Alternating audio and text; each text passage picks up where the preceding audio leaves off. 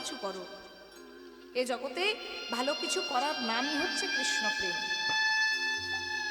জীবে প্রেম করে যেজন সেজন সেবিছে ঈশ্বর।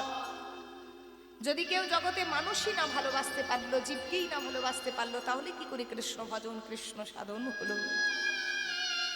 প্রত্যেকটা জীবাত্মার মধ্যে আমার পরমাত্মা বিরাজমান। তবে কণ্ঠে তুলসীর মালা আমাদের কলিযুগের মানুষের দরকার। কারণ বাগানে যদি একটা ফসল লাগান, বাগানের বেড়াটাকে আগে মজবুত করতে হয়, শক্ত করতে হয়। বাগানে ফসল লাগাতে হলে বাগানের বেড়াটাকে যেমন মজবুত করতে হয়, নাহলে গরু ছাগল ঢুকে আপনার বাগানের ফসলটা খেয়ে যাবে।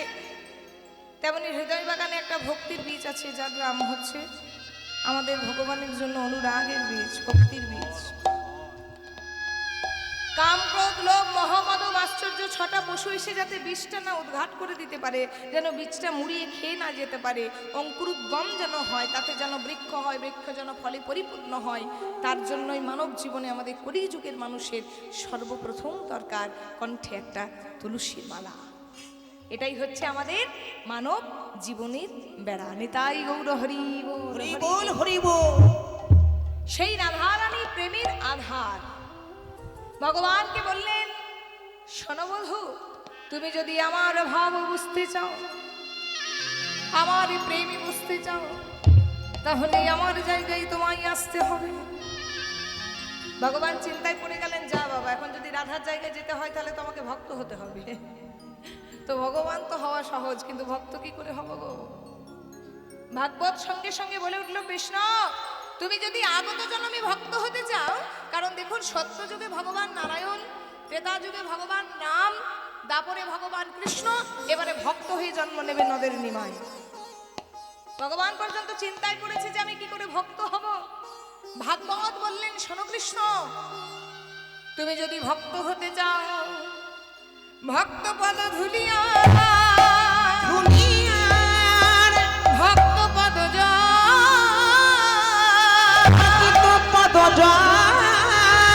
ভক্তির ভুক্ত অবশেষ তিন মহাবান, ভক্তের চরণ ধুলি তাতে মোর স্নান কেলি, মোর বৈষ্ণবের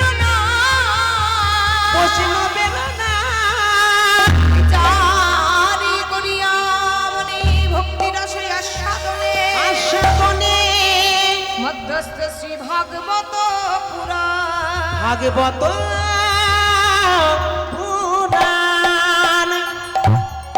শোনো কৃষ্ণ, ভক্ত হতে গেলে সর্বপ্রথমে তোমাকে ভক্তির চরণ ধুলায় গড়াগড়ি যেতে হবে। ভক্ত হতে গেলে ভক্তির চরণ ধোয়া জল তোমায় সেবা করতে হবে।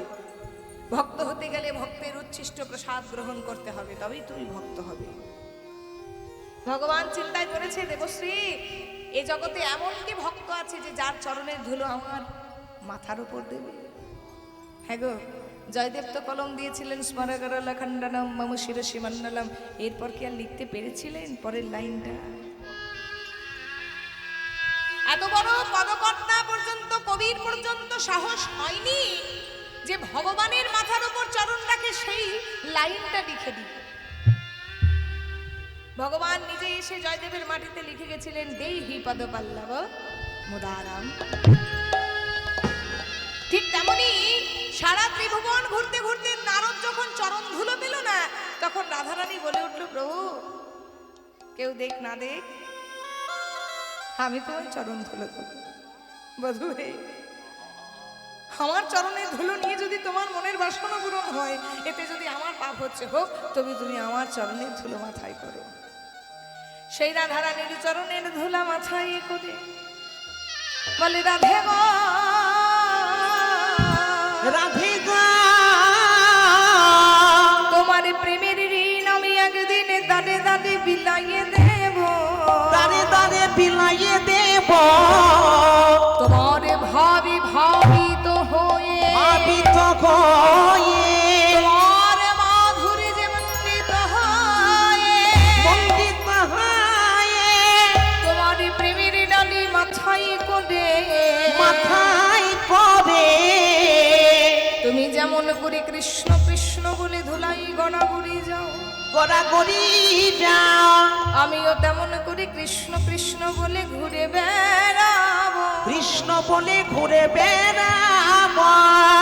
যেদিন আমি কৃষ্ণ নাম নিয়ে ঘুরে বেড়াবো, ঘুরে বেড়াবো, সেদিনে থাকিবে না আমার হাতে আর মোহনিয়া বাঁশি।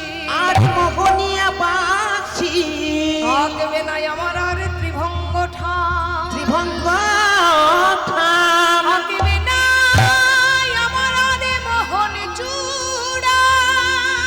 মোহন চূড়া থাকিবে না আমার আর চরণে সোনার নূপুর। সোনার নূপুর। কৃষ্ণ কৃষ্ণ বলে বলে, কৃষ্ণ কৃষ্ণ বলে বলে প্রত্যেক জীবের দানে দানে আমি ঘুরে বেড়াবো। ঘুরে বেড়াবো। আমি নদী আই গৌর হয়ে জন্ম নেব। জন্ম নেব।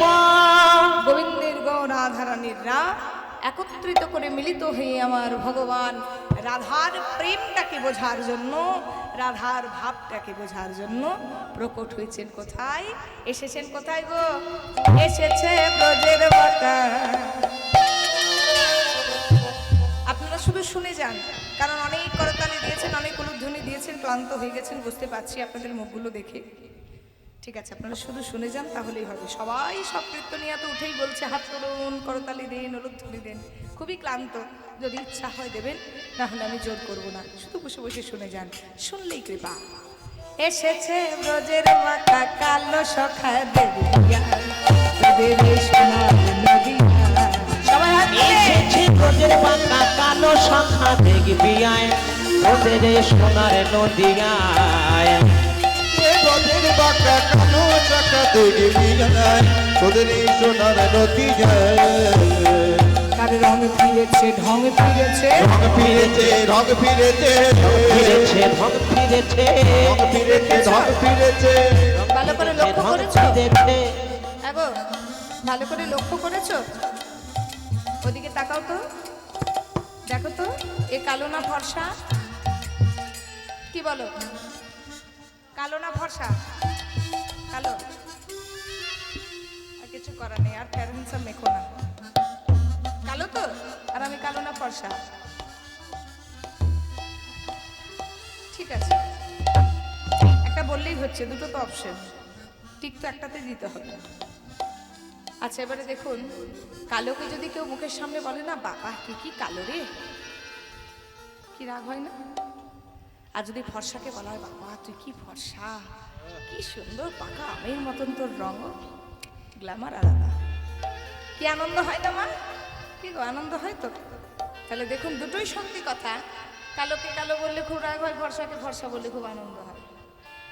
আচ্ছা বলো তো মা, এই যে এত সুন্দর আলোকসজ্জা করেছেন যেখানে কীর্তন হচ্ছে এই হরিবাসরে, আচ্ছা দিনের বেলায় যদি এই আলোগুলো জেলে দেওয়া হয় ভালো লাগবে? ঘাড় নেড়ো না, আমি চোখে বেশি দেখতে পাব না, পাওয়ার চলে এসছে, একটু জোরে বলো, একটু মুখে বলো। ভালো লাগবে? লাগবে না। আচ্ছা বাইরে অন্ধকার আছে বলেই না আলোগুলোর এত শোভা। সিনেমা সিরিয়াল দেখো না, হেঁটে আর বলতে হয়, সিরিয়াল দেখো তো? আচ্ছা সিরিয়ালগুলোতে যদি এক দুটো ভিলেন না থাকে তাহলে নায়ক নায়িকার প্রাধান্যটা পাওয়া যায়? হ্যাঁ, জগতে মন্দ না থাকলে যেমন ভালোর কদর নেই, অন্ধকার না থাকলে যেমন আলোর শোভা নেই, তেমন কালো না থাকলে ফর্সার কদর নেই। তাহলে রং ফিরেছে, ঢং ফিরেছে। কার রং ফিরেছে? ব্রজের বাঁকার রংটা ফিরে গেছে, ব্রজের বাঁকার কালো শাখার ঢং ফিরেছে। রং না হয় ফিরেছে, কারণ রাধারানীকে অঙ্গের সঙ্গী করেছে। গোবিন্দের গো আর রাধারানীর রাগ মিলিত হয়ে হয়েছে গোরা। তাহলে রাধারানীকে যদি সঙ্গে নিয়ে ফর্সা হয়, আচ্ছা মা ঢং মানে কি বলো? তোমরা বলো না, বাবা কীর্তনিয়ার কি ঢং গো, বলো তো। তাহলে ঢং মানে কি? ঢংটা মানে কি বোঝো? ঢং মানে কি? স্টাইল। ও বাবা, স্টাইল তো ইংরেজি কথা, ঢং মানে কি? বাংলার আক্ষরিক অর্থ কি? ঢং মানে হচ্ছে আকৃতি। তাহলে ভগবানের আকৃতিটা কেমন ছিল গো? বাঁকা ছিল, কেমন হয়ে গেছে? সোজা হয়ে গেছে। তাহলে বুঝতে পারছেন নারীদের কি পাওয়ার। কালো থেকে ফর্সা করলো কে? রাধারানী। বাঁকা থেকে সোজা করলো কে? রাধারানী। আর মূর্খ থেকে পণ্ডিত নিমাই করলো কে? রাধারানী। তাহলে পাওয়ারটা বুঝুন নারীর কি। রং ফিরেছে, ঢং ফিরেছে, ঢং ফিরেছে, ঢং ফিরেছে, ফিরেছে, ঢং ফিরেছে, ফিরেছে ঢং ফিরেছে, আলো বরণে চেনাদা। এসেছে ব্রজের বাঁকা কালো চাকা দেখবি আয়, তোদের এই সোনার নদী যায়। এসেছে ব্রজের বাঁকা কালো শাখা দেখবি আয়, তোদের এই সোনার নদিয়া। দেখো দেখো, হাত তুলে একবার দেখি, একবার, বেশি না।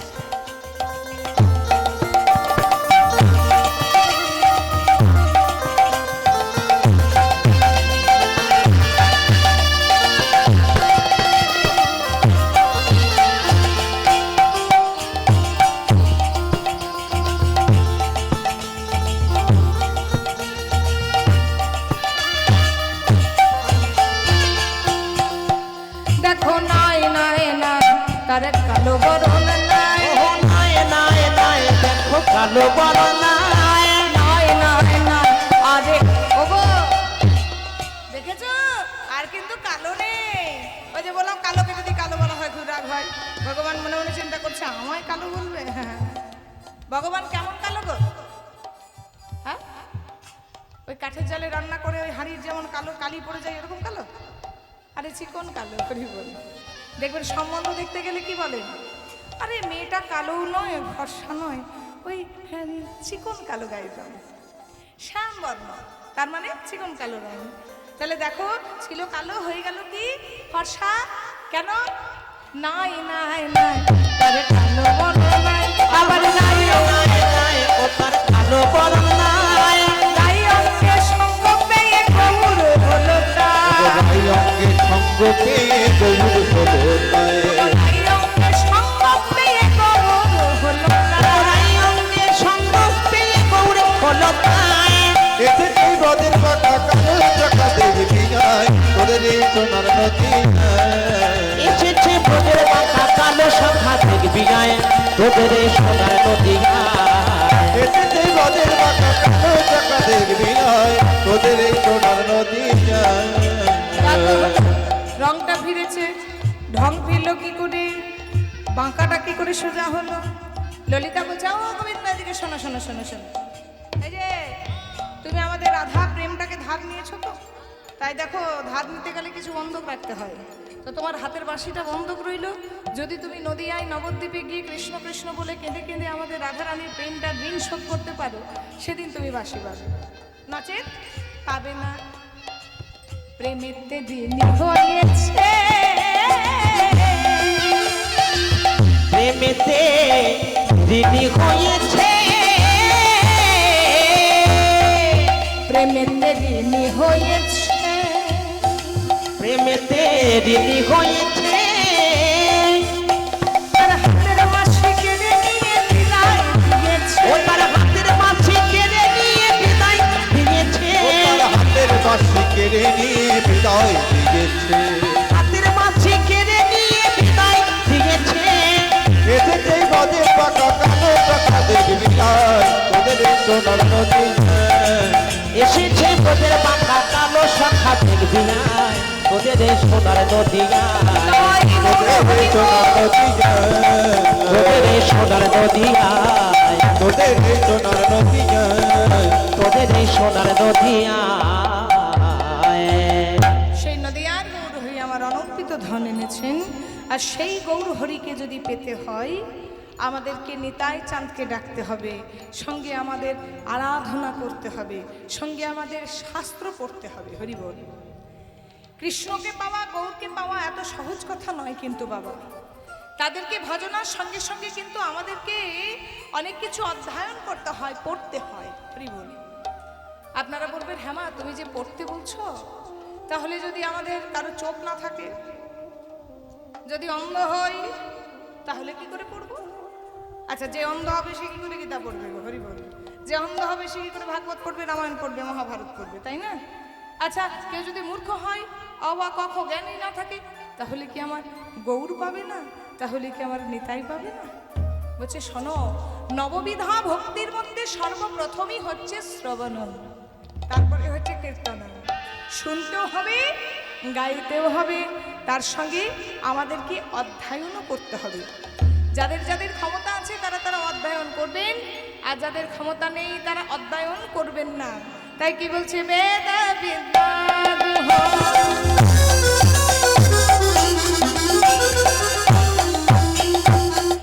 সারা দর্শন জন,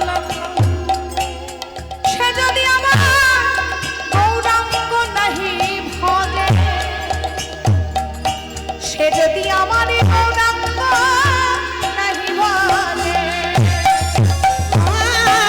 বেদ বিদ্যা তুই কিছু নাহি জানাত, সে যদি আমার গৌরাঙ্গ নাহি ভজে, সে যদি আমার গৌরাঙ্গ নাহি ভজে।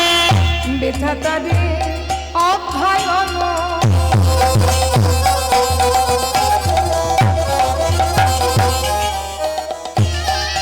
লোচন বিহীন জনে, বৃথা তার অধ্যয়ন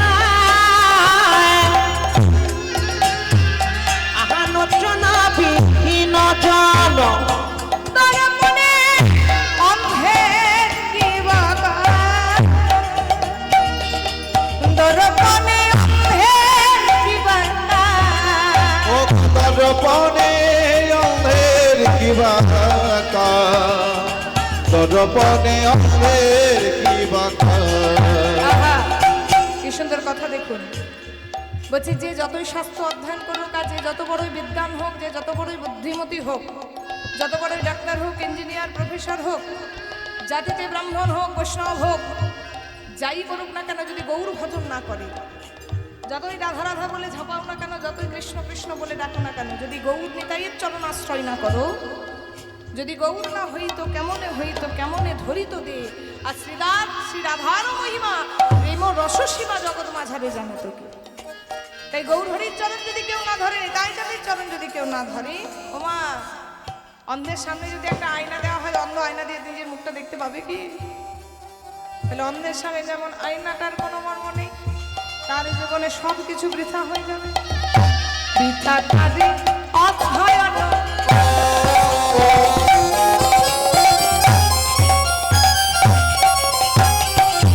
লোচন বিহীন জনে, বৃথা তার অধ্যয়নে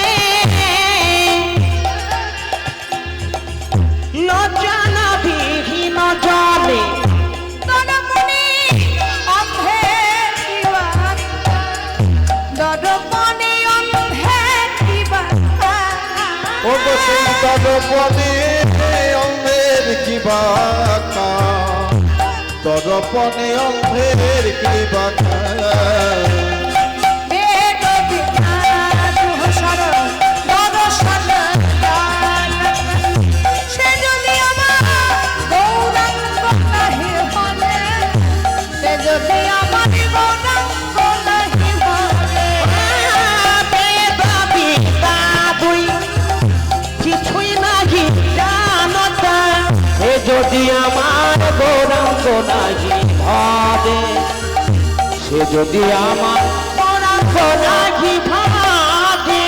ঠাকুর নয়ন আনন্দেতে ভনে,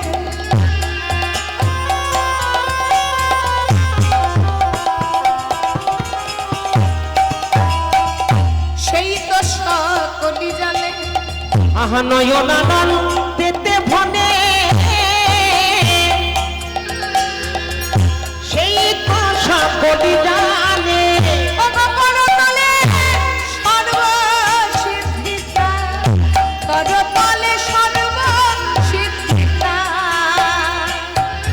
ওই না করতলে সর্বসিদ্ধিতা, করতলে সর্বসিদ্ধিতা। কিছু নাহি জানাত, সে যদি আমার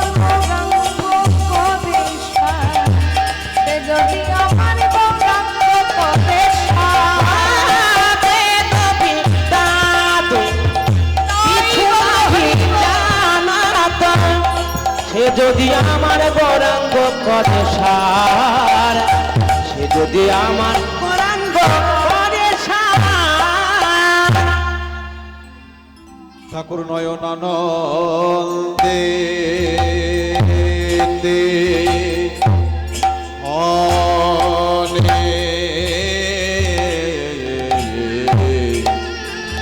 সর্বসিদ্ধি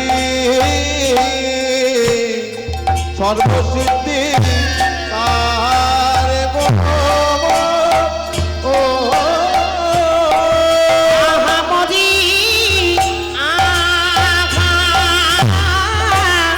আঘাতে সর্বসিদ্ধি করতলে তার দে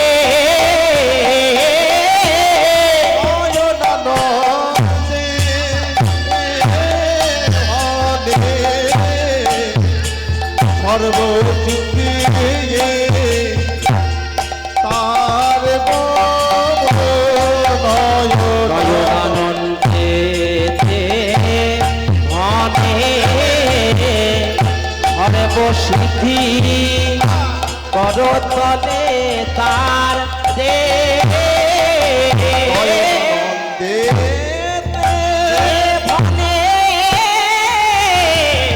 সর্বসিদ্ধি করতলে তার দে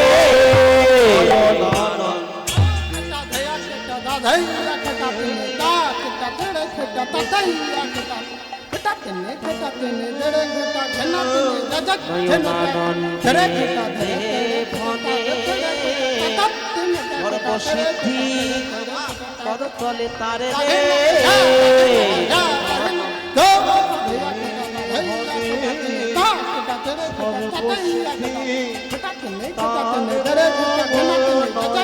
আনন্দেতে ভনে সর্বসিদ্ধি করতালে তার দে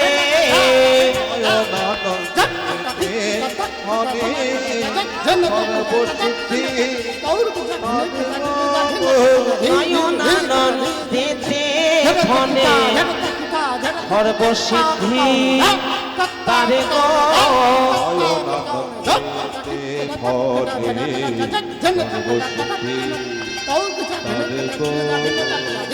নয়নানন্দেতে ভনে সর্বসিদ্ধি তারে রে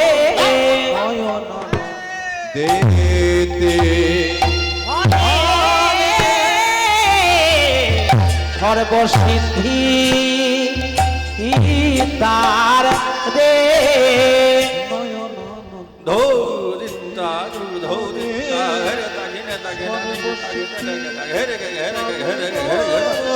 নয়নানন্দেতে ভনে সর্বসিদ্ধি তারে রে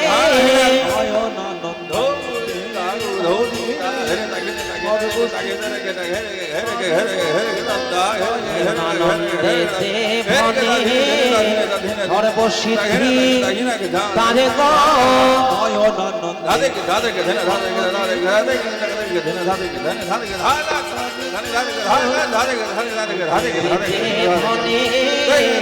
সর্বসিদ্ধি তারে গো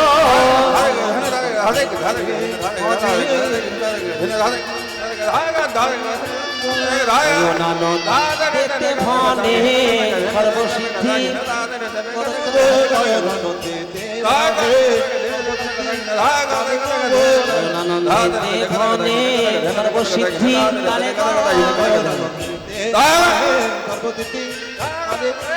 নয়নানন্দেতে ভনে সর্বসিদ্ধি তারে গো নয়নানন্দেতে ভনে সর্বসিদ্ধি তারে গো নয়নানন্দেতে ভনে সর্বসিদ্ধি তারে গো নয়নানন্দেতে ভনে সর্বসিদ্ধি তারে গো নয়নানন্দেতে ভনে সর্বসিদ্ধি তারে গো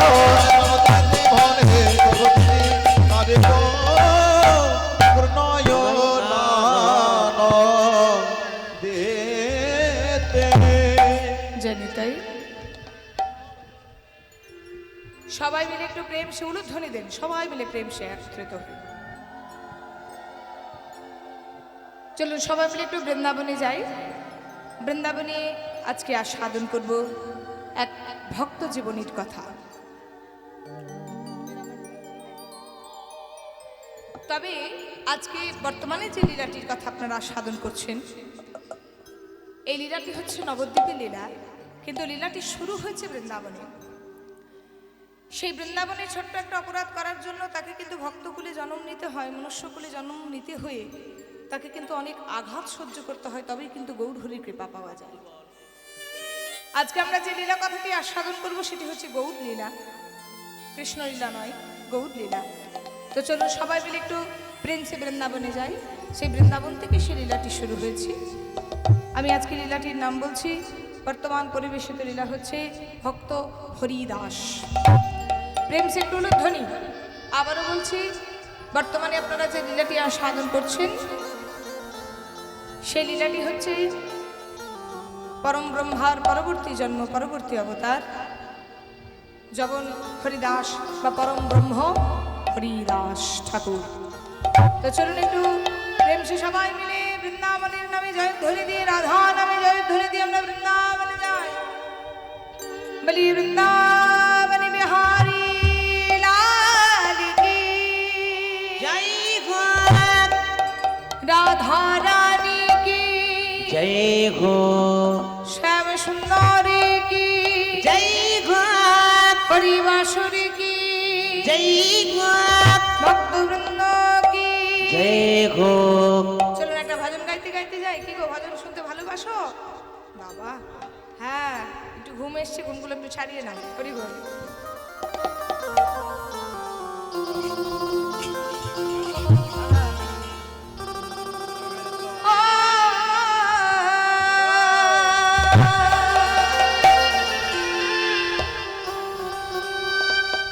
मेरा मन पंछी बोले, अरे क्या बोले? ओरे माँ,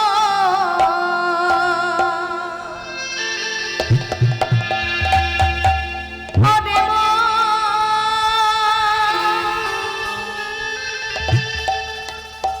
चलो जा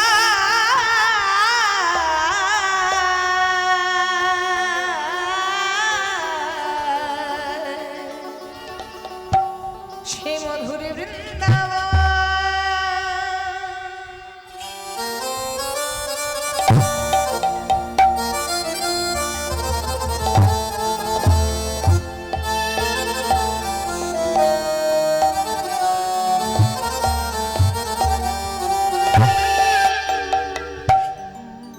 मेरा मन पंछी बोले,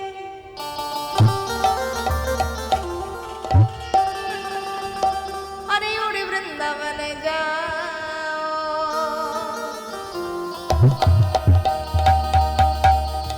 ब्रज की लता पता में बोले। अरे क्या बोले, बोलो ना। अरे वो राधे राधे गाओ।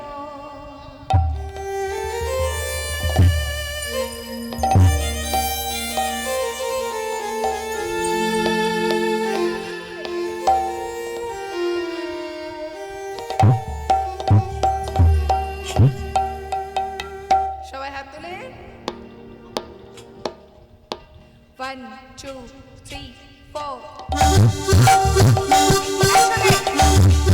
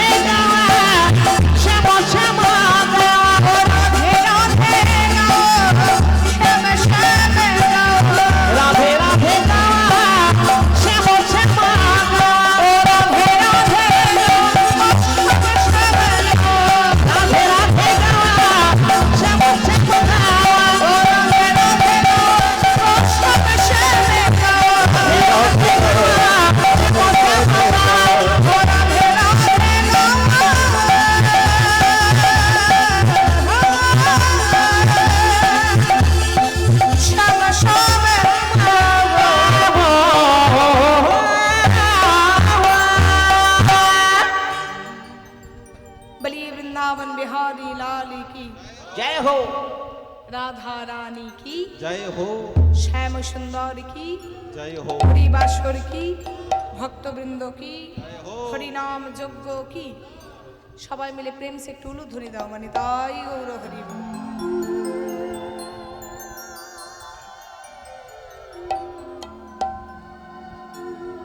আজ আমরা বৃন্দাবনে এসে উপস্থিত হয়েছি। আজকে যে লীলাটির কথা শুনবো, সেই লীলাটি শুরু হয়েছে কিন্তু বৃন্দাবনে। হরি বল। বৃন্দাবনে ভগবান শ্রীকৃষ্ণ নবলক্ষ ধেনুর দল নিয়ে 24টি শাখাকে সঙ্গে করে শ্রীদাম সুদাম দাম বসুদাম সুবাহু মহাবাহু সুবল মহাবল কৃষ্ণ অর্জুন লবঙ্গ মধুমঙ্গল হলায়দ বরুথপ গন্ধর্ব কিঙ্কিনী অংশুমান বসন্ত বিলাসী ভদ্রসেন কপিল কলবিঙ্ক পুণ্ডরী উজ্জ্বল, এই 24টি শাখাকে সঙ্গে করে নবলক্ষ ধেনুর দলকে সঙ্গে করে ভগবান আজ গোচারণ ভূমিতে এসেছে। হরিবল। ভগবান যখন খেলা খেলে বাবা, সেটা হয় লীলা, আর আমরা যদি লীলা করতেও যাই সেটা হয়ে যায় নিছক খেলা। ভগবান যদি হত্যা করে সেটা হয় বধ, আর আমরা যদি বধ করি সেটা হয় মার্ডার বা খুন। তার জন্য শাস্ত্রে বলছে ভগবানের লীলা অনুসরণ করো, অনুকরণ করতে যেও না। ভগবান 7 দিন ধরে কড়ি আঙুলি গিরি গোবর্ধন ধারণ করে রেখেছিল, আমরা একটা পাথর তুলে দেখাতে পারবো না। হরি বল। তাই ভগবানের লীলা তোমরা অনুসরণ করো, কিন্তু অনুকরণ করতে যেও না। আর এই জগৎ মাঝারে অনুকরণ করতে গিয়েছিলেন দুজন ভক্ত,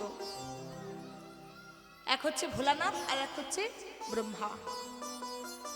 ভগবান শ্রীকৃষ্ণ গীতায় অর্জুনকে একটা শিক্ষা দিয়েছে বাবা, বলেছে শোনো অর্জুন, চতুর্বিধা ভজন্তে মম জনা সুকৃতি ন অর্জুন আর্ত জিজ্ঞাসু আর্থাতি জ্ঞানীচ ভরতরস। এই জগৎ মাঝারে 4 ধরনের ভক্ত আছে, যারা আমাকে রোগের জ্বালায় ডাকে, অর্থাৎ সারা জীবন কৃষ্ণ নাম করে না, কিন্তু শরীরে একটা ব্যাধি এসেছে, এমন দুরারোগ্য একটা ব্যাধি এসেছে, সেই ব্যাধি থেকে পরিত্রাণ পাওয়ার জন্য কৃষ্ণ ভজন করছে, তাকে বলা হয় আর্ত ভক্ত। যারা রোগের জ্বালায় ডাকে তারা হচ্ছে আর্ত ভক্ত। জিজ্ঞাসু ভক্ত, জিজ্ঞাসু ভক্ত কারা না, যারা ভগবানকে চিনতে চায় বা জানতে চায় আদৌ ভগবান আছে কি নেই। আর্থাত্মিক ভক্ত, যারা টাকা পয়সা লোভে মোহে ডাকে তারা হচ্ছে আর্থাত্মিক ভক্ত। আর জ্ঞানীচ ভক্ত, যারা আমাকে ভালোবাসে ডাকে। হরিবল হরিবল। অর্জুন, যারা আমায় ভালোবেসে ডাকে তারা হচ্ছে জ্ঞানীচ ভক্ত। তো দেখুন, এই জিজ্ঞাসু ভক্তর 2টো উদাহরণ হচ্ছে, এক হচ্ছে শিব ঠাকুর আর এক হচ্ছে পরম ব্রহ্মা। ছোট্ট ছোট্ট ভুলের জন্য তাদেরকে কিন্তু চরমতর অপরাধের শাস্তি পেতে হয়েছিল। বাবা ভোলানাথ একটা ছোট্ট ভুল করেছিল, যে আমার পরবর্তী সম্প্রদায় ঠিক 12:30টার সময় যে কীর্তনিয়া আসবে, সেই কীর্তনিয়া কিন্তু গাইবে বৃন্দাবনের সর্বশ্রেষ্ঠ লীলা মুকুটচূড়ামণি শ্রী রাসলীলা। আর সেই রাসলীলা তিনি ভুল করেছিল কে? দেবাদিদেব মহাদেব। সেদিন বৃন্দাবনের এক গোপী ছিল ভোলানাথের স্ত্রী পার্বতী। পার্বতী যখন সুন্দর নৃত্য করতে করতে গোবিন্দের রাসলীলা দেখতে যাচ্ছিল, সেই সময় ভোলানাথ করেছিল কি, ওই পার্বতীর আঁচলে খানিকটা ফুল বেঁধে দিয়েছিল।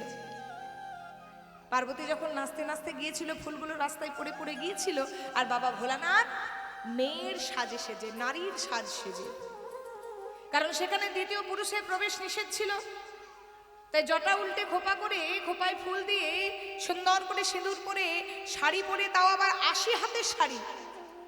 আমরা তো 12 হাতের শাড়ি পরেছি, ভোলানাথ আমার সেদিন 80 হাতের শাড়ি পরেছিল, ভাগবতে বলা হয়েছে।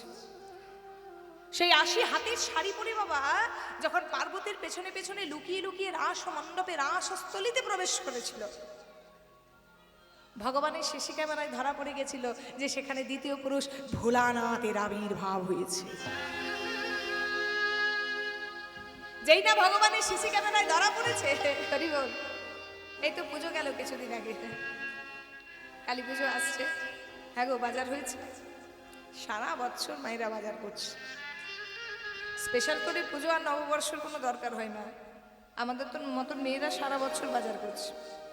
তাহলে যখন দোকানে যান, গহনার দোকানে, কাপড়ের দোকানে, কি লেখা থাকে? আপনি সিসি ক্যামেরার আন্ডারে আছে, লেখা থাকে না? কি গো, সামান্য ছোট্ট একটা দোকানে যদি লেখা থাকে সিসি ক্যামেরার আন্ডারে রয়েছেন, তাহলে এত বড় বিশ্ব ব্রহ্মাণ্ডে ভগবান একটা ক্যামেরা লাগাবে না?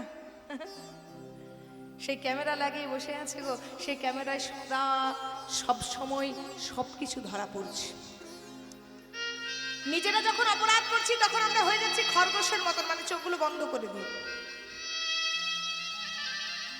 খরগোশকে শত্রুপক্ষ তাড়া করলে খরগোশ যেমন চোখ বন্ধ করে ভাবে আমি দেখছি না, মানে আমাকে কেউ দেখতে পাচ্ছে না, তেমন নিজেরা যখন অপরাধ করি খরগোশের মতো চোখ বন্ধ করি, আর পরের অপরাধটা খুব ড্যাব ড্যাব করে তাকিয়ে তাকিয়ে দেখি। হরি বল। আর এহ জগতে পাপ ছাড়ে না বাপকে, পাপ কোনোদিন বাপকেও ছাড়বে না। ওই পাপ থেকে কেউ রেহাই হতে পারেনি। যে যেমন কর্ম করবে তাকে কিন্তু ঠিক তেমনই ফল পেতে হবে। ভগবান করেছে কি, তার সিসি ক্যামেরায় ধরা পড়েছে বাবা ভোলানাথ প্রবেশ করেছে, আর শিব ঠাকুরকে দূর থেকে দেখে কৃষ্ণ চিনতে পেরে শিব ঠাকুরের মাথার ঘোমটাটা খুলে দিয়ে বলছে, ভোলানাথ তুমি মস্ত বড় অপরাধ করেছো। রাসস্থলীতে দ্বিতীয় পুরুষের প্রবেশ নিষেধ ছিল, তুমি রাসস্থলী প্রবেশ করেছো, তোমায় অভিশাপ দিলাম। আগত জন্মে তুমি আর কৈলাসধিপতি শিব ঠাকুর থাকবে না, আগত জন্মে তুমি হয়ে যাবে নবদ্বীপের শান্তিপুরের সীতানাথ, নাম হবে তোমার অদ্বৈত আচার্য। দীর্ঘ 52টা বছর ধরে তুমি কাঁদবে, শুধু কাঁদবে। কাঁদতে কাঁদতে তোমার যখন 52 বছর বয়স হবে, তোমার কাঁদা শুনে, তোমার ডাকে সাড়া দিয়ে আমি প্রকট হব।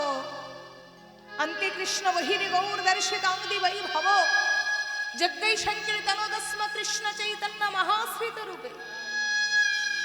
রাধা কৃষ্ণ মিলিত যুগল তনু রূপে গোবিন্দের গো রাধারানীর রা মিলিত হয়ে আমি প্রকট হব নবদ্বীপ চন্দ্র সোনার গোড়া। তোমায় অপরাধের শাস্তি তোমায় পেতে হবে।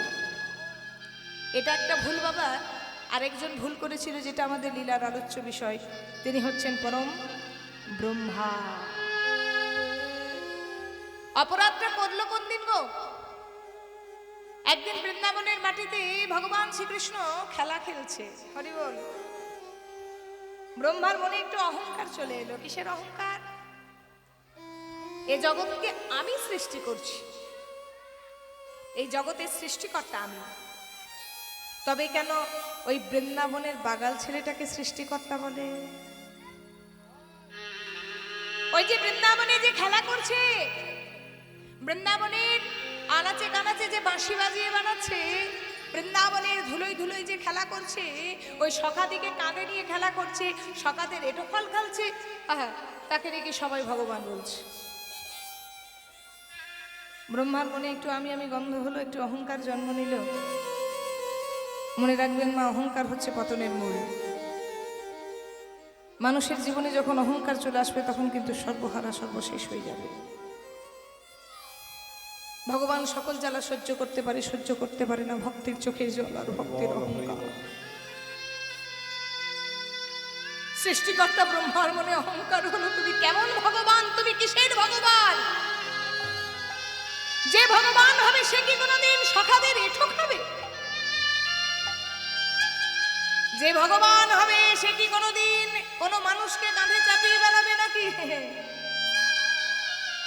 যে ভগবান হবে সে কি কোনোদিন ওই রাধার চরণে গড়াগড়ি যাবে?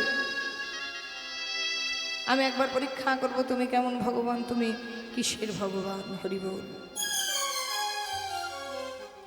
বৃন্দাবনের মাটিতে আজকে ভগবান খেলা খেলছে, আর সেই সময় পরীক্ষা করতে এসেছে কি গো? স্বয়ং পরম ব্রহ্মা। তো ভগবান আজকে খেলা খেলছে গো, খেলেতে খেলেতে গো ভগবান খেলছে। তোমাদের যদি ইচ্ছা হয় খেলো, নাচেত খেলতে হবে না। খেলাতে খেলাতে নন্দ কিশোর খেলো তো খেলো নন্দ কিশোর খেলতা খেলতা নন্দ কিশোর আহা খেলো তো নন্দ কিশোর খেলতা খেলতা নন্দ কিশোর উলঘন্টা খেলো তো নন্দ কিশোর খেলো তো নন্দ কিশোর খেলতরা সুন্দর সার মোহন মুরলী মধুরতা খেলো তোরা সুন্দর সার মোহন মুরলী মধুরতা খেলতরা সুন্দর সার মোহন মুরলী মধুরতা খেলো তোরা সুন্দর সার মোহন মুরলী মধুরতা আহা খেলতা আহা খেলতা আহা খেলতা উলঘরি খেলো তো নন্দ কিশোর খেলো তো নন্দ কিশোর খেলো তো নন্দ কিশোর খেলো তো নন্দ কিশোর খেলো তো খেলো তো নন্দ কিশোর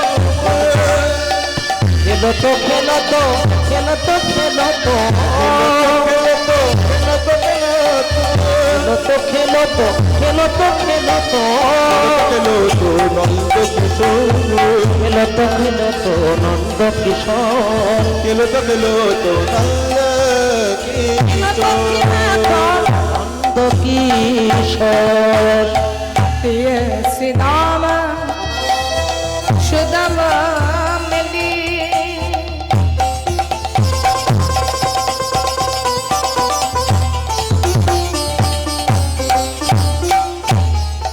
देखो तपन तनया तीरेते खेली रे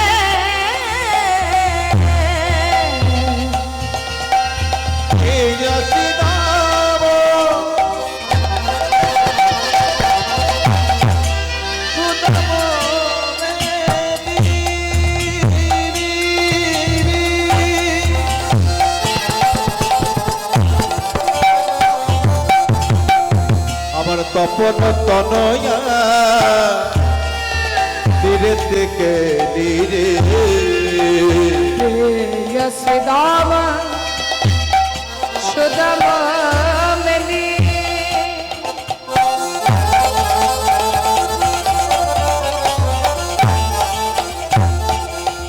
तपन तनया तीरेते खेली रे প্রিয় শ্রীদাম সুদাম মেলি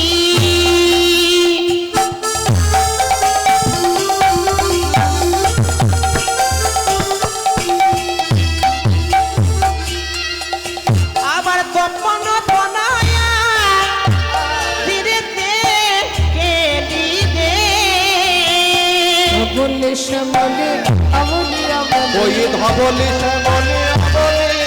ধবলি শ্যামলি বলি श्यामली अबुली আহা ধবলি শ্যামলি আওদি আওদি कर चलत कांदी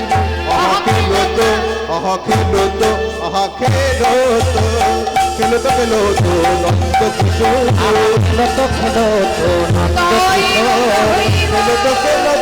খেলো তো খেলো তো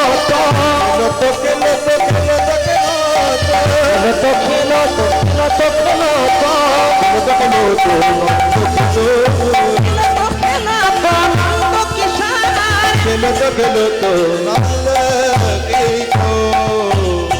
अगर मनी गवा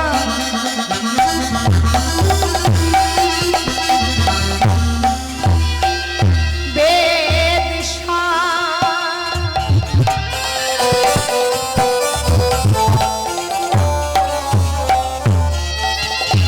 लीलाई करो तो पापा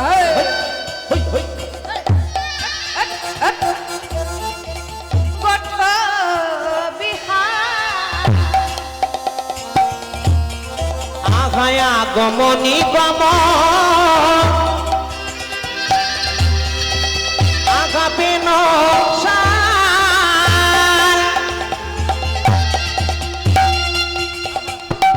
খেলাই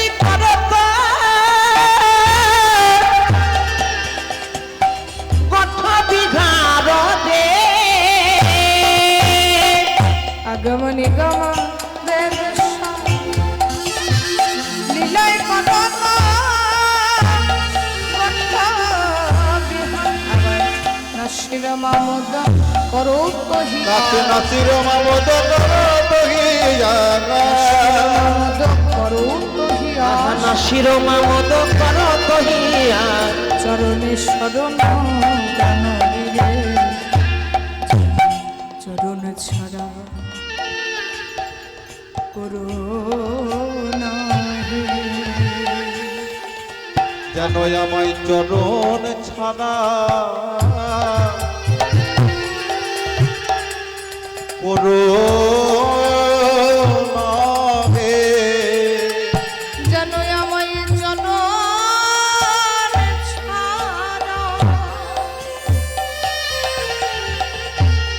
করো না হে। যেন আমায় চরণ ছাড়া করোনা হে। আমি যে বড়ই আশা করে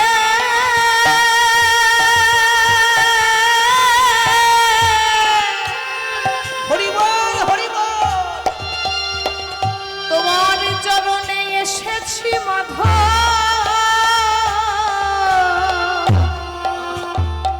যেন আমায় চরণে ছড়া করো না হে। বলো আশা করে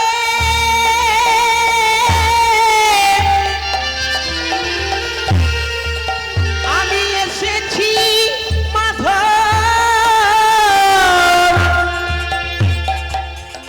আমায় চরণ ছাড়া করো না হে। আমি যে বড়ই আশা করে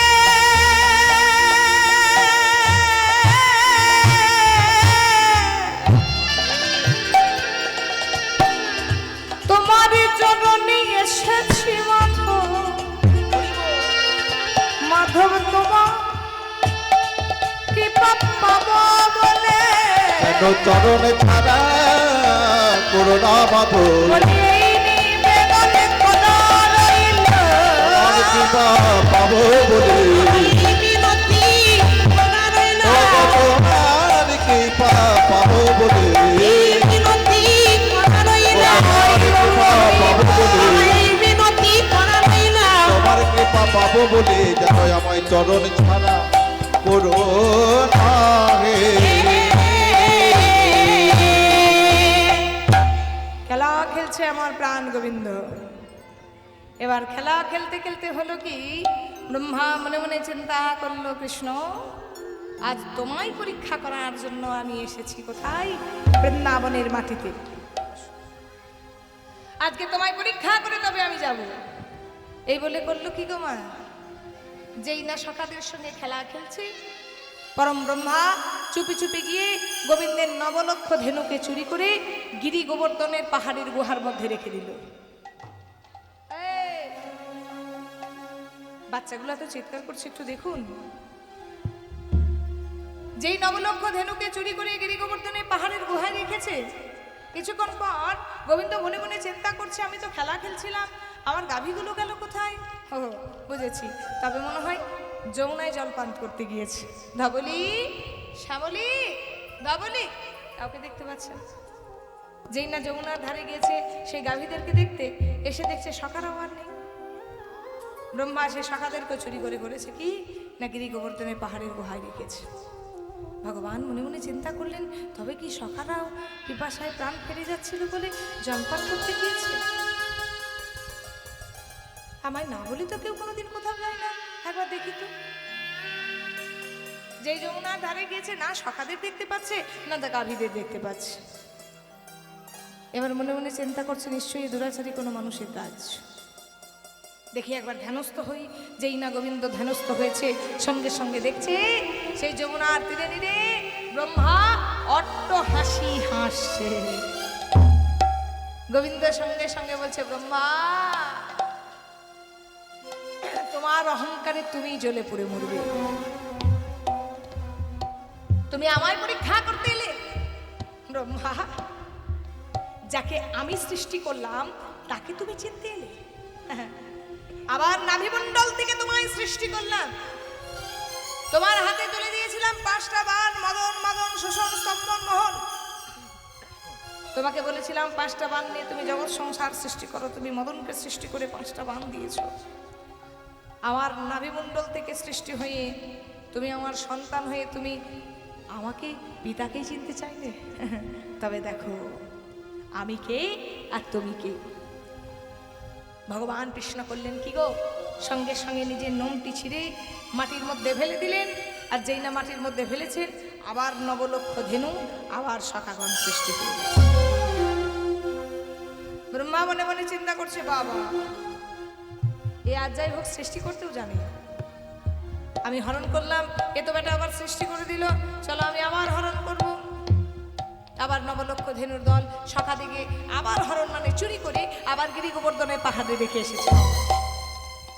এইভাবে সৃষ্টি করছেন ভগবান, আর ব্রহ্মা হরণ করছেন, সৃষ্টি করছেন, হরণ করছেন। 9বার যখন হয়ে গেল, ব্রহ্মার মনে প্রশ্ন জাগলো, তাই তো এতবার যে চুরি করে নিয়ে গেলাম, ওই দেখে আসি তো সেই গুহাতে আর জায়গা আছে কিনা।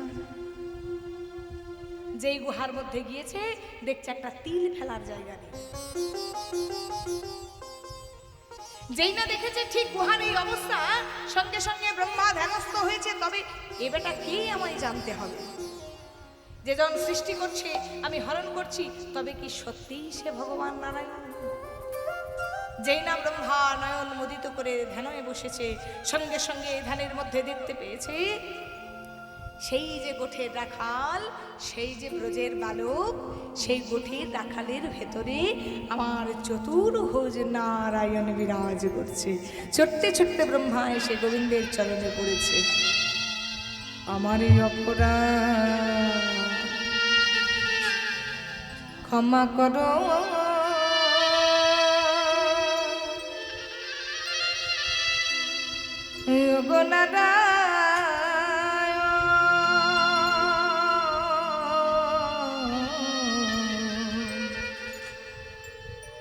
তোমার নাভি কমলে হয়েছে আমার জন্য অপরাধ ক্ষমা করো,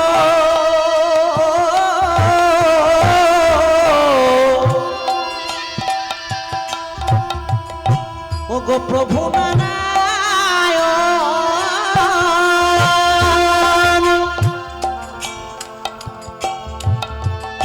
তোমার নাভি কমলে হয়েছে আমার জন্য। তোমার নাভি কমলে হয়েছে আমার জন্য। আচ্ছা প্রভু, তোমার নাভিমণ্ডল থেকে যদি আমার সৃষ্টি হয়, তাহলে আমি হলাম তোমার সন্তান, তুমি হলো আমার পিতা। তাহলে সন্তানের অপরাধ কি পিতাতে ধরে গো প্রভু গো? ছেলের অপরাধ পিতা না করে গ্রহ,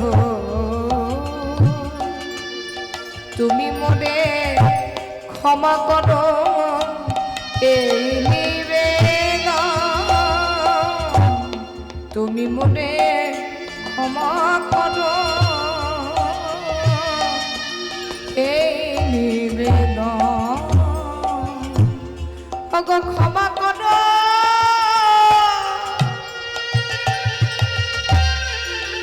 গঠবি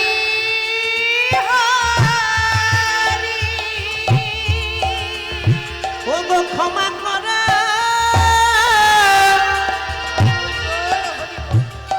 গোঠবি হারি, আমি তব চরণে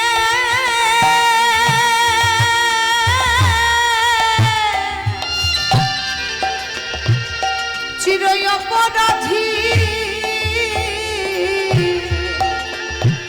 আমায় ক্ষমা করো গঠবি হারি।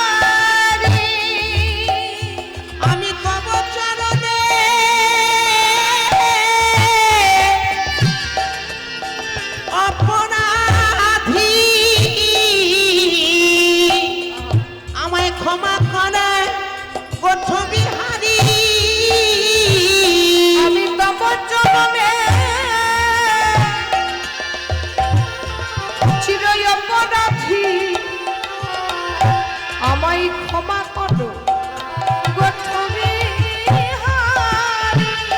আমি তব চরণে চিরই অপরাধী, আমায় ক্ষমা করো গোঠবিহারী। উত্তর পাইয়া ব্রহ্মা ভাবিলেন মনে, ক্ষমা নাহি পাইলা তব শ্রী চরণে। ওগো ক্ষমা নাহি পাইলা প্রভুর সেই চরণে, তাই প্রাশ্চিত্য করি আমি ধরাই জনমে জন্মিবতী ঘৃণিত কুলে পাষণ্ড হইয়া জন্মিব যদি ঘৃণিত কুলে পাষণ্ড হইয়া। হগো দয়াময়, হগো নারায়ণ, হগো কৃপাময়, হগো দয়াময়, আমায় ক্ষমা করো প্রভু। আমি তব চরণে অপরাধী। আমি তোমায় চিনতে এসেছিলাম, তোমায় বুঝতে এসেছিলাম, আমি তোমার চরণে অপরাধ করেছি। ব্রহ্মা, তুমি যদি আমার চরণে অপরাধ করতে আমি তোমায় ক্ষমা করতাম, কিন্তু তুমি অপরাধ করেছ আমার ভক্ত চরণে। এই অপরাধের সাজা তোমায় পেতে হবে। আমি তোমায় অভিশাপ দিলাম। যে ভগবানকে তুমি কাছে পেয়ে চিনতে পারলে না, যে ভগবানকে তুমি কাছে পেয়ে জানতে পারলে না, বুঝতে পারলে না, যে ভগবানকে চেনার জন্য তুমি বৃন্দাবনের মাটিতে এলে, সেই ভগবানকে চেনার জন্য পরজন্মে তোমাকে মনুষ্যকুলে জন্ম নিতে হবে। মনে রেখো, আজ তুমি পাপ করেছো, পাপের সাজা কিন্তু তোমায় পেতে হবে। আগত জন্মে তোমাকে এই ভগবানকেই তিলে তিলে জানতে হবে, তিলে তিলে চিনতে হবে। শুধু তাই নয়, এই ভগবানকে ভালোবাসার জন্য, এই ভগবানকে চেনার জন্য, বোঝার জন্য, হরিনাম করার জন্য, শুনে রাখো, তোমার জন্ম হবে কুলীন ব্রাহ্মণ ঘরে, কিন্তু তুমি পালিত হবে মুসলমান ঘরে। শুধু তাই নয়, 22টা বাজারে নিয়ে গিয়ে এই হরিনাম করানোর জন্য তোমাকে বেত্রা আঘাত করা হবে। তোমার নাম হবে পরম ব্রহ্ম জবন হরিদাস ঠাকুর। হরি বল। এই যে অপরাধ করে ফেললো, ব্রহ্মার এই ছোট্ট ফুলের জন্য, ব্রহ্মার এই ছোট্ট অপরাধের জন্য পরবর্তী জন্মে জন্ম নিল বাংলাদেশের যশোর জেলা গো। হরি বল। সেই যশোর জেলায় মনোহর চক্রবর্তী উজ্জ্বলা দেবীর গৃহে। কেমন কপাল দেখুন, ভগবানের অভিশাপে জন্ম নিয়েছে বাংলাদেশে যশোর জেলায়। হ্যাঁ গো, কুলীন ব্রাহ্মণ ঘর, মনোহর চক্রবর্তী আর উজ্জ্বলা দেবী। তো যে ঘরে জন্ম নিয়েছে মা, কপালের দোষে, ভাগ্যের দোষে, যেদিন ছেলেটার 3 দিন বয়স, সেদিন পিতৃবিয়োগ ঘটে গেল। মারা গেল তার বাবা। তখনকার দিনে প্রথা ছিল সতীদাহ প্রথা। যদি স্বামী মারা যেত, সে স্বামীর চিতাতে একেবারে জীবন্ত স্ত্রীকে ঝাঁপ দিতে হতো, তারও দেহটাকে পরিত্যাগ করতে হতো। সেটাকে বলা হতো সতীদাহ প্রথা। অর্থাৎ স্বামীর জ্বলন্ত চিতায় ঝাঁপ দিয়ে নিজে প্রাণ ত্যাগ করাটাই হচ্ছে সতীদাহ প্রথা। তখনকার দিনে এটা প্রথা ছিল। তাই হলো, সমাজের কোনো মানুষ মেনে নিল না, জেনে নিল না, বুঝে নিল না সে 3 দিনের ছোট ছেলেটির কথা। কেউ একবারের জন্য মুখ ফুটে বললও না যে তার মাকে আর আগুনের মধ্যে ঝাঁপ দিতে হবে না গো, কারণ তার কোলে এখনো আতুর ঘরে ছোট্ট ছেলে রয়েছে। এটাই হচ্ছে সমাজ। পরের ক্ষতিতে কোনো দিন ব্যথিত হয় না। যেদিন নিজের ক্ষতি হয়, নিজের কষ্ট হয়, সেদিন বুঝতে পারে যন্ত্রণা, আঘাত, কষ্ট কি। সমাজের দণ্ডমুণ্ড কর্তারা বিধির বিধান দিয়ে দিল। কি বিধান? ওই ছোট্ট ছেলেটাকে আগুনে পুড়িয়ে মেরে দাও, নলে জলে ডুবিয়ে মেরে দাও। এগো 3 দিনের ছেলে, বাবা গিয়েছে মারা, বাবার জ্বলন্ত চিতাতে মা দিয়েছে ঝাঁপ, বাবা মারা গিয়েছে, মা মারা গিয়েছে, এখন ছেলেটাকে দেখবে কে? ছেলেটা কিন্তু ঘরের মধ্যে পড়ে পড়ে কোয়া কোয়া কোয়া কোয়া করে কাঁদতে লাগলো। শোনো শোনো, কেউ বলছে এক কাজ করো, ওই যে দূরে পুকুরটা দেখছো তার মধ্যে ছুঁড়ে ফেলে দাও। বলছে না না, নিজের হাতে কে পাপ করবে, আমি ছুটতে পারবো না। কেউ বলছে তাহলে গলা টিপে মেরে দাও, এখন নিজের হাতে কেউ গলা টিপে বাচ্চাকে মারতে পারে? পারবো না। তাহলে এক কাজ করো, এত গরমের দিন, এই এত রৌদ্রের তাপ, উঠোনের মধ্যে খালি গায়ে ছেলেটাকে শুইয়ে রেখে দাও, আর খানিকটা উঠোনে জল ঢেলে দাও, সে জলের ভাপ আর আগুনের তাপ দুটো মিলিয়ে মিশে নিতাই গৌর হরি বল। ছোট্ট ছেলেটি একাই আতুর ঘরে কোয়া কোয়া করে কাঁদছে। কেউ একবারের জন্য ছেলেটাকে এসে কোলে নিল না। ওগো শুনছো, এই ছেলেটাকে যদি কেউ কোলে নেয় তাকে পর্যন্ত সমাজচ্যুত হতে হবে। চারিপাশে সবাই ওকে মেরে দেখছে, কিন্তু ছেলেটার কি সাহস হচ্ছে না একবার বুকে তুলে নিতে। মামা মামা করে ছেলেটা যখন গরম উঠোনের মধ্যে শুয়ে শুয়ে কাঁদেছে, রাখে হরি তো মারে কে, আর মারে হরি তো রাখে কে। ছেলেটা যখন কাঁদছে বাবা, সেই সামনের রাস্তা দিয়ে পেরিয়ে যাচ্ছে একজন মুসলমানের লোক, হাবিবুল্লাহ দর্জি। তার স্ত্রী আমিনা বেগম শত চেষ্টা করে বহু বছর বিবাহ হয়ে গেছে, কিন্তু তার কোলে একটা সন্তান দিতে পারেনি। তার সেই সন্তানহারা অতৃপ্ত পিতৃ হৃদয়টা কেঁপে উঠল। যেই না শুনতে পেল একটা শিশুর ডাক কোয়া কোয়া করে কাঁদছে, চমকে উঠলো হবিবুল্লাহ দর্জি। কি একটা শিশু কাঁদছে মনে হচ্ছে। হবিবুল্লাহ দর্জি যখন উকি মেরে দেখছে, দেখছে শিশুটি কোয়া কোয়া কোয়া করে কাঁদছে। ওগো এই যে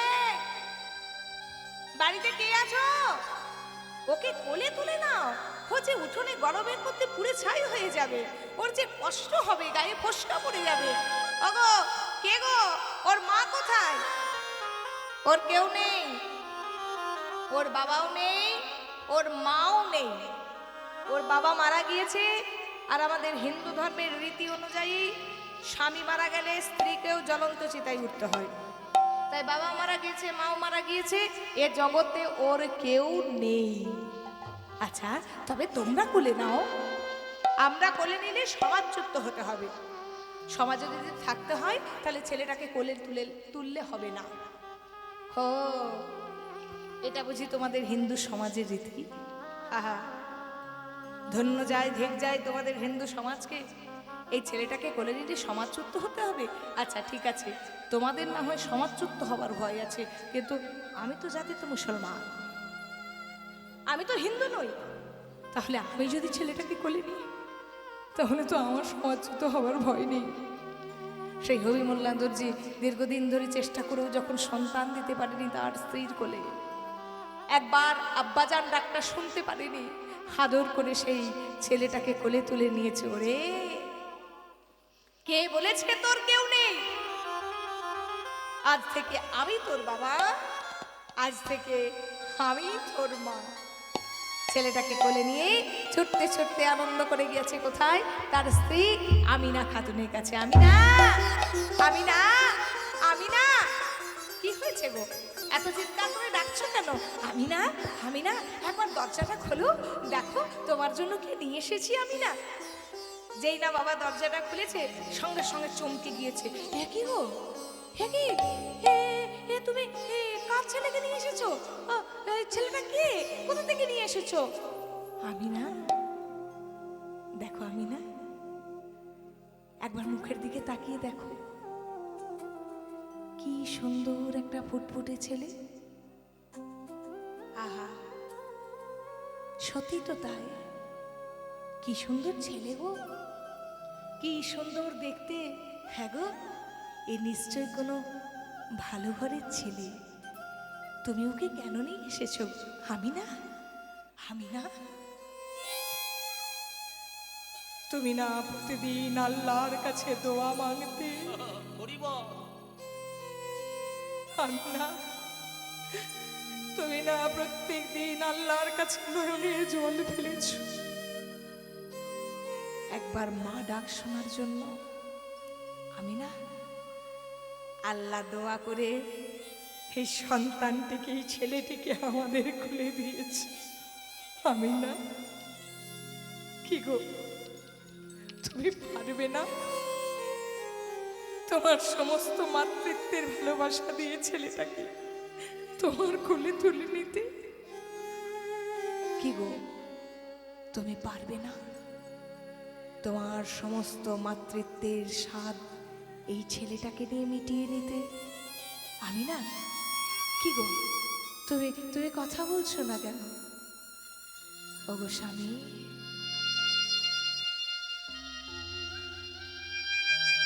দুদিনের আনন্দ নিয়ে আর কি হবে?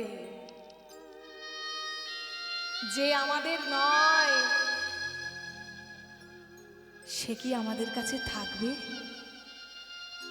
আজকে হয়তো কোলে তুলে নেব, যদি কোনোদিন আমার এই বুক ছেড়ে চলে যায়, পারবে তো স্বামী সেদিন ওই ব্যথাটা সহ্য করতে? বলো, আজ থেকে কিন্তু তোমায় শক্ত হতে হবে। যাকে তুমি আমার কোলে তুলে দিচ্ছ, কোনো দিন যদি সে আমাদের ছেড়ে চলে যায়, সেদিন কিন্তু যন্ত্রণাটা অতি প্রবল হয়ে যাবে। হরি বল। ওগো আমি না, দেখো কি সুন্দর ছেলে, তুমি আর কান্নাকাটি করো না। আমি না, আজ থেকে আমি ওর বাবা, আজ থেকে তুমি ওর মা। ওকে সবাই হারিয়ে দিয়েছে, আমি না, ওর বাবা মারা গিয়েছে, ওর মা মারা গেছে, সমাজ ওকে হারিয়ে দিয়েছে। তাই আমাদের এই ছেলেটা আজ থেকে আমি নাম দিলাম হারেশ। হারেশকে বুকে তুলে নিয়েছে, আমি না আদর করে বুকে জড়িয়ে ধরে তার গায়ে হাত বোলাচ্ছে। ওরে সোনা, রে বাছা, কে বলেছে তোর কেউ নেই? আমি তোর মা আছি, আমি তোর মা, উনি তোর বাবা, এ জগতে তোর সবাই আছে। নিতাই গৌর হরি হরি বল, হরি বল, হরি বল। হারেশ মুসলমান ঘরে আমিনার কোলে বড় হচ্ছে। এদিকে হারেশের বাবা হবিমুল্লাহ দর্জি ছিল খাঁটি মুসলমান, 3 ওয়াক্ত করে নামাজ পড়তো বাবা। প্রত্যেক দিন যেত নামাজ পড়ার জন্য মসজিদে। আর এদিকে হারেশ করতো কি বাবা, আস্তে আস্তে ছোট থেকে যখন বড় হচ্ছে, তার শিরায় শিরায় ভেজে আছে কিন্তু কৃষ্ণ নাম, রক্তে রক্তে মিশে আছে কৃষ্ণ প্রেম। তাই তার মসজিদে যেতেও ভালো লাগতো না, আর আল্লাহকে ডাকতেও ভালো লাগতো না। সে করতো কি, যখন একটু জ্ঞান হলো, তুলসী মন্দির প্রদক্ষিণ করত, তুলসীর মাটি কপালে নিয়ে তিলক করে পাড়ার সমস্ত মুসলমানকে ডেকে, বাচ্চা বাচ্চা ছোট ছেলেদিকে ডেকে সবাইকে বলতে, ওরে তোরা টুপি পরিস না, তোরা লুঙ্গি পরিস না, একবার ধুতি নিয়ে, একবার নামামুলি নিয়ে আমার সঙ্গে একবার দুটি বাহু তুলে বলে ওঠ, হরে কৃষ্ণ, হরে কৃষ্ণ, কৃষ্ণ কৃষ্ণ, হরে হরে, হরে রাম, হরে রাম, রাম রাম, হরে হরে। হারেশ, কেউ জানুক বা না জানুক, আমি তো জানি তুই কোন ঘরের ছেলে। তুই তো হিন্দু ঘরের ছেলে, তোর মুখে কি আর আল্লাহর নাম বের হয়? তবু বাবা সমাজ ভালো নয়, সমাজ কিন্তু মেনে নেবে না বাবা। চল আমার সঙ্গে তুই নামাজ পড়তে যাবি। হারেশকে হাতে ধরে তার বাবা নামাজ পড়তে নিয়ে গেছে। তার বাবা মসজিদের ভেতরে নামাজ পড়ছে, আর হারেশ মসজিদের এক কোণে বসে বসে গাইছে, কৃষ্ণকে সব কৃষ্ণ কে সব সুধা মাখা এই না একবার জপ রে, মধুমাখা এই না। কৃষ্ণ কেশব, কৃষ্ণ কেশব, সুধা মাখা এই নাম জপ মধুমাখা এই নাম। কৃষ্ণ কেশব কৃষ্ণ কেশব সুধা মাখা এই নাম জপ মধু মাখা এই নাম। বল কৃষ্ণ কেশব কৃষ্ণ কেশব সুধা মাখা এই নাম হরি নাম মধুমাখা এই নাম। এই নাম জপ রে জপ রে জপ রে রসনা হরি জপরে জপরে জপরে রচনা জপ রে জপ রে জপ রে রসনা জপরে জপরে জপরে রচনা মাখা এই নাম জপ রে মধু মাখা এই নাম। বল কৃষ্ণ কেশব কৃষ্ণ কেশব সুধা মাখা এই নাম জপরে মধুমাখা এই নাম।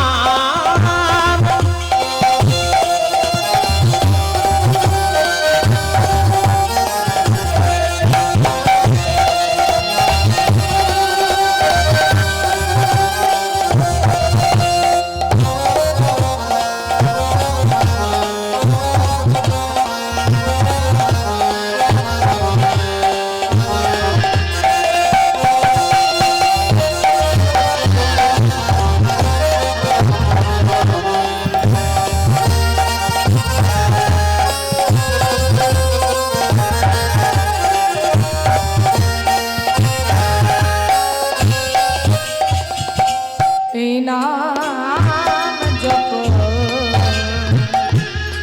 ভুলো আপনারে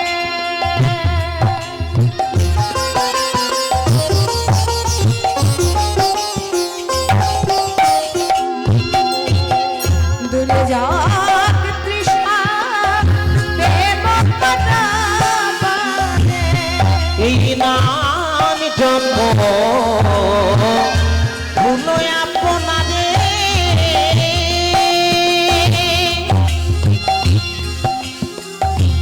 দূরে যাবে তৃষা প্রেম পারাবারে। নাম জপরে জপরে জপরে রসনা এই নাম জপরে জপরে জপরে রচনা জপরে জপরে জপরে রসনা এই নাম জপরে জপারে জপরে রসনা। সুধা মাখা এই নাম জপরে মধু মাখা এই নাম। কৃষ্ণ কেশব কৃষ্ণ কেশব সুধা মাখা এই নাম জপরে মধু মাখা এই নাম কেশব কৃষ্ণ কেশব সুধা মাখা এই নাম জপরে মধুমাখা এই নাম